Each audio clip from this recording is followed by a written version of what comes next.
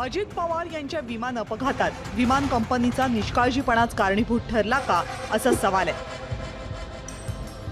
पवार गटाचे आमदार रोहित पवार यांनी डीजीसीएवर ढिसाळपणा आणि पक्षपातीपणाचे गंभीर आरोप केलेत। डीजीसीएनं मंगळवारी व्हीएसआर कंपनीच्या केवळ 4 विमानांना उड्डाण घेण्यास बंदी केली आहे। कंपनीची सर्व विमानं जमिनीवरच राहतील असे आदेश डीजीसीएनं का दिले नाहीत असा सवाल रोहित पवार यांनी उपस्थित केला। या विमानाच्या बाबतीत सुद्धा व्हीएसआरच्या ज्या सगळ्या जे काही विमानं आहेत ती तिथं लगेचच्या लगेच ग्राउंड झाली पाहिजे। अधिक गंभीर बाब म्हणजे ज्या दिवशी अजित पवारांचा विमान अपघात झाला त्याच दिवशी दुपारी केंद्रीय नागरी उड्डाण मंत्रालयानं डीजीसीएला क्लीन चिट देण्याचा प्रयत्न केला, हे देखील रोहित पवार यांनी अधोरेखित केलं।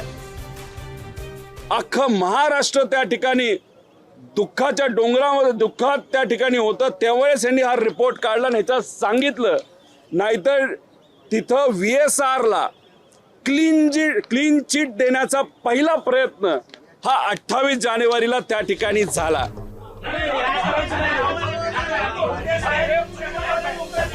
बुधवारी रोहित पवार डीजीसीए विरोधात तक्रार देण्यासाठी मुंबईच्या मरीन ड्राईव्ह पोलीस स्टेशनमध्ये गेले होते।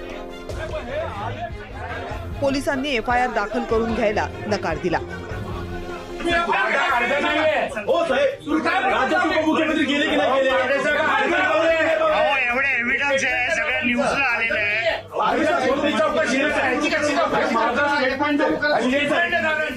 कोणाचा असा फोन आला या मोठ्या डीसीपीला की ज्याच्यामुळे ते एफआयआर करून देत नाहीत?